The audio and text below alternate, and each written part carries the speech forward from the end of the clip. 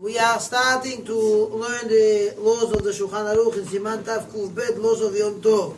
It says the concept of creating a fire on Yom Tov. We know that we're not allowed to create a new fire on Yom Tov. To the extent, not only will it be prohibited to strike a match, right? To strike a match in order to light, to make a new fire. Speech, lighting a new fire, asul. So he says, comes to the extent, Shulchan Aruch says you're not allowed to bring out fire through means of wood, through means of stones. A lot of people have those firestones, right? Bang on one another and it sparks and you have a fire, right? You also say you're not allowed to bring out fire through the means of sand and also through the means of water as well. Whichever way possible for you to bring out a fire. We don't do the same thing. People have that, they have, what's in there? Now, it also has to use that on Yom Tov as well, by the way. Now, you have... use what? Kosher switch. The switch. Okay, let's go on. The stupid switch. Let's go on. Anyways, you have the magnifying glass that people also could bring out a fire that way too. That is also unacceptable. There's also another rule that people have to know. That some people, something that what they have is What's wrong with magnifying glass? Because you're creating a new fire. We don't do that. You're not touching it. You're not actually. Again, we're not allowed to do that. You cannot bring it out through the means of anything. You have to do it it has to come from existing flame. You have an existing flame and you want to light a new flame. A lot of people have. We know that those ovens with the old type of ovens, they probably still have them around. They have something called they have a little pilot, right? That's burning on the inside. When you pick up the stovetop, on the bottom, you have those little pilots that are a little on. And then what you do is when you turn the switch, gas, right, enters the area and it lights up. So in that case, on Yom Tov, that fire you're allowed to turn on without a problem because you're not creating a new fire.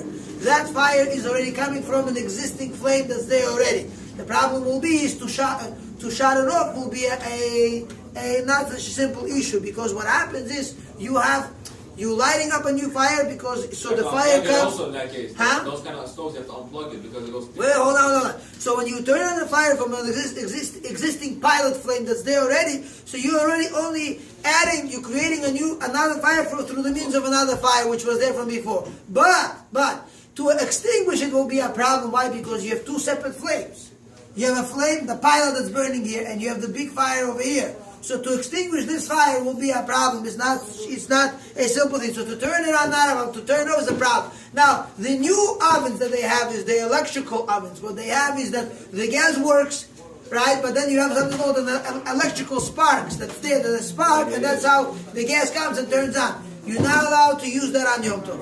So if we want to put on a new fire on Yom Tov, you would simply have to go ahead and skip the process of light. So which means you have to press the knob and turn it fast, so you don't get to the point where it comes to the point of going tick tick tick tick tick tick tick. Right? You're trying to ignite the flame. That should not be. Okay. So, some people are smart enough. What they do is they pull the plug. They know where the plug is for the oven, and they pull it off.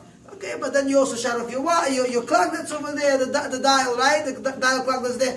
No big deal. A lot of people shut it off. I advise people don't shut off anything. Just be smart in turning the knob this way that you don't have to go ahead and use the electrical igniting part where you don't have it, because you move the oven out, in. You are constantly moving the hose where the gas goes through. Be careful, because if you have a gas leak, chas v'shalom, it could be deadly, chas v'shalom. But anyhow, there's another thing over here in Shulchan that he points out that people should know, that even if you ignite a fire, you're not allowed to make it bigger like the professionals do. We know that those people who used to work, for example, a blacksmith, right? Who's this? He has a special mafuach. He has a blower, right? That he picks up like this. It brings in, it inhales air, and he presses down, the air blows at it, oxygen, and you have a bigger fire. You're not allowed to use that on Yom Tov, like the way the professionals have. Shulchan Aruch does mention over here that if you do have a regular blower, not a professional blower, something small, you will be allowed would be allowed to go ahead and make the fire bigger or small. But this so much is applicable for those people who make a barbecue. Those people who make a barbecue on Yom Tov. For them it's very much applicable to go ahead and bring. In the kitchens we don't really have these kind of things today. In the barbecue though, you said we can do, right? Fan it, you said we can Yes, you could do it. You could fan it, not with the fan though. You have to use what's his name? Don't get ideas. It's getting people have idea. Fan it, no problem. I'll to bring one the extension. Sure, to have it on from Erev. We'll have one on a timer, right? From Erev Yom Tov, right? And we know what exactly has to be, and the fan turns on for you. No, Chas v'Shalom, not allowed to do that. And I think the Shulchan Aruch over here goes into the aspect of some people when they want to make a fire, they would go ahead and they would organize the wood. Right? They would organize the wood. So he says you shouldn't come to a point of starting to organize the wood, right? Starting from the bottom, going all the way to the top, because it looks like you are doing a construction. You are doing binyan. You are building. So what they do is like the way we always did it. We have a piece of wood inside there, right? We pick up this piece of wood and we put another piece of wood on the bottom, not on top. You have to keep on putting wood on the bottom, right? In a way, in between the wood that is burning, so you have less problems of boneh. So it's not so much applicable to us. So we could go ahead and skip the rest of this halacha. Another one. Let's say I'm making a fire, right? I'm making oshkolot on the oshton, right? I make a big pot. I have the wood. Now let's say I put in a lot of wood. Now it came to a point where I have to take out the wood. It says not a problem to pull out wood from there. Not a problem at all. Even if fire turned on, fire didn't turn on, the wood is not burning, the wood is burning. You're allowed to pull it out. It should not be a problem. Okay. Yes, it's not a problem on Yom Tov to do that.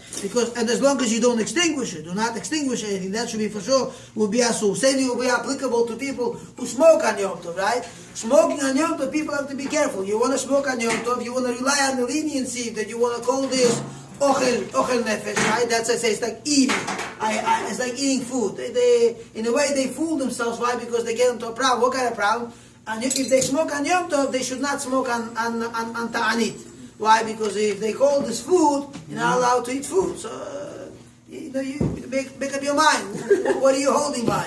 Is it food or is it not food, right? So some people say, no, it's nim velo nim, tir velo tir, right? Not here and not there. This pichot rosh, this pichot rosh, right? But you know what is that? Sleep and not sleep. You know that there are cigarettes. Yes. No. בצד אחד אש, בצד השני טיפש. Oh, okay, that's a good one. Okay, so we have. It is funny. Let's go on. So he says, as far as smoking, so to light up a cigarette, you have to light it from an existing flame, which means if let's say you have one cigarette, right, and you have another cigarette, you're not allowed. A lot of people, what they would do is they would take one cigarette, right, and they would press hard on the other cigarette in order to light it. No good. You would have to bring the cigarette next to it without pressing at all. Leave the cigarette next to it and let it light up on its own. Now, then another thing you have to do is when you smoke, as you're smoking, you're not allowed to flick the cigarette for the ash to fall because you're extinguishing it that way too. And then at the end, when you finish cigarette, right, don't flick a cigarette like this and let it fly. Besides the fact that you shouldn't throw it, let it fly on the street, chilul Hashem, making the streets dirty, it's unacceptable. Mamash, you go outside and you see how you don't have to look far. New York is Baruch Hashem, not a place where people care for anything, and that's why we have the sanitation working, and then they give us tickets, right, for not moving the cars on time. They should give tickets to people who smoke. That's what you should give tickets to. But anyhow, another one. So when you finish smoking the cigarette, just take it gently, put it down, and let it continue going ahead and extinguishing. Okay, another halakha.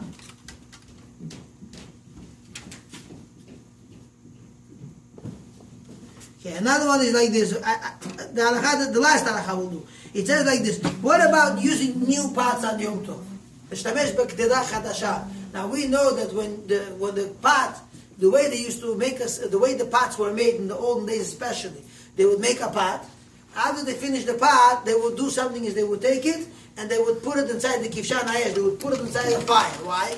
Because what the fire does to it, right? The fire, what it does to it, it makes the walls of the pot stronger. It makes it even stronger because a lot of times, I remember in the olden days, they used to say, oh, we got a new pot, right? They put it on the stove, they put the oil inside, they heat it up, everything's good, they put everything goes good, and suddenly you see in the middle of the whole mesiba, the pot cracks in half. Everything cracks. How big fun! My food! Forget about the food. What happened here? So they explained, because lo chizku, said they didn't make it strong. So in the old days, they would do is they would take a pot, and they was to purposely, the first time usage was no food at all.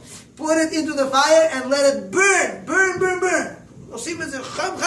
Let it burn very well, and only afterwards they would go say, you know what, we tested out, the pot is good, it shouldn't be a problem at all. And then they would cook it afterwards. So the question is, can you use a new pot on Yom Tov? Because when you put it on Yom Tov the first time, in a way you are making the pot stronger. So the Halachot of Shulchan Aruch says, la halakha l'maaseh, it's not a problem at all. You could go ahead and do it. But the Ashkenazim are machmir, and they say, no, you cannot use a new pot. So if, no, it says charav be'efsedo, don't ruin it for yourself, especially for the Ashkenazim, right? If they want to use Sfaradim, if they want to use a new pot, be smart, you don't want to lose your food.